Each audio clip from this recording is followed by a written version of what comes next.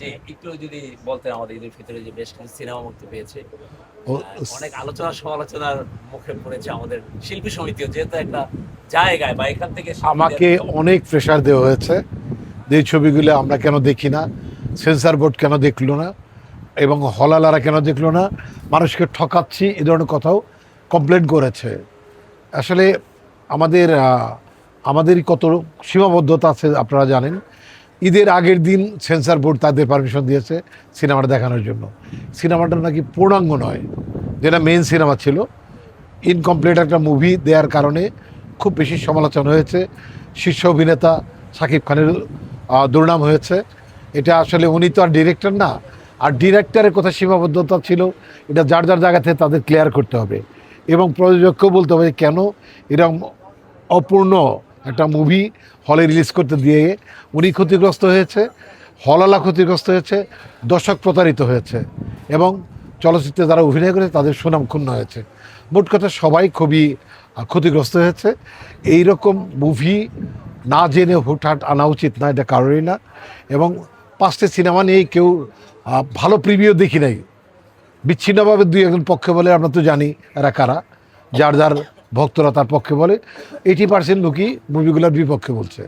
তাহলে এত বড় একটা ফেস্টিভ্যাল, মুভির মানে চলচ্চিত্রের একটা সুবর্ণ সময় থাকে, দুইটা ঈদ আমাদের, এই দুইটা ঈদে আসলে মানুষকে ঠকিয়ে দিয়েছে। এবার ঠকিয়ে দিয়েছে। আমি শিল্পী সমিতির অ্যাক্টিং প্রেসিডেন্ট, আমাকে এটা অনেক জবাবদিহিতা দিতে হয়েছে।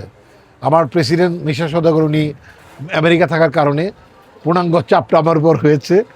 আসলে অনেকেই দর্শক ফোন করেছে, তারা টাকাও ফেরত চাচ্ছে, এমন মনে হচ্ছে হলের টাকা বোধহয় আমরা নিয়ে আসছি এরকম। এবং মানে অনেক সাংবাদিকও বিষয়টা নিয়ে অনেকভাবে লিখতেছে, লিখার এগেনস্ট আবার লিখা আসতেছে, খারাপ হচ্ছে সব কিছুই। আমরা ভবিষ্যতে যেন এরকম না হয় সেদিকে আমরা সাবধান থাকবো। এবং সাকিব ভাইকে বলবো যে আপনার বরবাদ সিনেমা আপনি অনেক নাম করেছেন, আপনার সাথে আমার ব্যক্তিগতভাবে অনেক সম্পর্ক, অনেক বন্ধুত্ব। বরবাদ সিনেমা অনেক ভালো ছিল, কাস্টিংও ভালো ছিল। আপনি একটা ইন্ডিয়ান একটা নায়িকা রেখেছিলেন যে বেস্ট অ্যাক্টিং করেছিল বরবাদে। মিশা ভাই বেস্ট অ্যাক্টিং করেছিল। ইদিকা পাল, মিশা সওদাগর এবং সাকিব খান, তিনজনের অ্যাক্টিং ছিল আনপ্যারালাল, যার ফলে মুভিটা এত ভালো হয়েছে। পরবর্তীতে যে কাস্টিংগুলো উনি নিয়ে হুটহাট করছে, আরও ভেবেচিন্তে করা উচিত, কারণ ওনার প্রত্যাশা অনেক বড়। আরেকটা হিরো একটা মুভি নিয়ে আসুক, আমি কিছু মনে করবো না, কিন্তু সাকিব খান যেহেতু সর্বোচ্চ জায়গায় আছে, তাকে সাবধানে পথ চলা উচিত। প্রযোজক আসলে একটা ইন্টারভিউতে বলেছেন তিনি লাভবান না, তার যত টাকা গিয়েছে এই পর্যন্ত, যত কোটি টাকা ইনভেস্ট করেছেন, 1 টাকা তিনি ঘরে নিতে পারেন।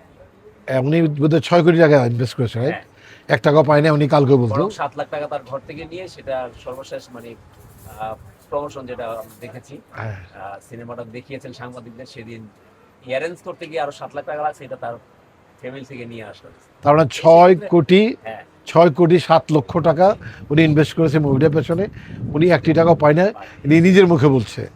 তাইলে এগুলি যদি বলে ফেলে, মানুষ যদি জেনে যায়, কে সিনেমা বানাইতে আসবে বলেন? এই জন্য আমাদের সাবধান হওয়া উচিত। আমরা আসলে অন্যের টাকাটাকে নিজের টাকা ভাবি না। অন্যের টাকা অন্যের ভেবে যদি মেরে দেই, তাহলে হবে না। আসলে মায়া দেওয়া থাকা উচিত, মায়া দেওয়া থাকা উচিত, এবং এই শিল্পটাকে ধ্বংস করতে না দেয়া, সেগুলো রক্ষা করা উচিত, চলচ্চিত্রটাকে রক্ষা করা উচিত বলে আমি মনে করি। আপনি কি মনে করেন যে সাকিবকে মাইনাস করার জন্য এক ধরনের চক্রান্ত বা ষড়যন্ত্র হচ্ছে না ইন্ডাস্ট্রিকে ধ্বংস করার জন্য? দেখেন ওনার যে জায়গা, ওনাকে মানে ভুলভাল ছবি মাইনাস বানিয়ে মানে মাইনাস, মাইনাস করার জন্য কোনো কিছু হচ্ছে না। তাহলে উনি তো উচিত, উনি ছবিটা যখন স্ক্রিপ্টটা দেখলো উনি বুঝবে না আর কি বানাইতে পারে কি না, উনি এগুলো বলবে না। উনি তো জানলো যে কী শুট হয়েছে, অর্ধেক মুভির গল্প নাকি ঢুকে নাই, তাহলে উনি সেন্সার বোর্ডে বলবে না, আমাদের বলবে না, আমরা ছবি আটকে দেবো। আমার কাছে উনি লিখিত পাঠাইতো যে মুভিটা আমি আটকে দিতাম, মুভিটা পূর্ণাঙ্গ করে এডিট করে সুন্দর করে দিত, পরে ঈদে আসতো। তারা ওরা কেন দিতে হবে? তাহলে আপনার মধ্যেও ভুল থাকতে পারে।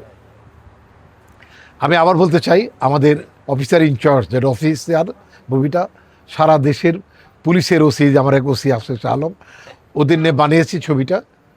একটা পুলিশের ওসির যে কত দায়িত্ব, তার কত যে প্রেশার, কত মানে কত ব্লেম নিতে হয়।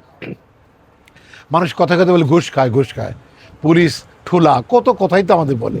তারপর সব সহ্য করার পরেও আমরা আমাদের জীবনযাত্রা অব্যাহত রাখি, সারা দিন রাত ডিউটি করতে থাকি মানুষকে খুশি করার জন্য। মানুষ কি বললো না বললো সেটা বড় কথা নয়, কারণ দুষ্ট লোকরা যারা যারা অপরাধ করে তারা পুলিশকে কখনোই ভালো বললো না, তারা মন্দই বলবে। আমরা এটা কিছু মনে করছি না, আমরা আমাদের দায়িত্ব পালন করছি। আমরা আল্লাহর কাছে পরিষ্কার থাকছি যে আমাদের দায়িত্ববোধ থেকে আমরা আল্লাহর কাছে নিশ্চয়ই ভালো কোনো রেজাল্ট পাবো।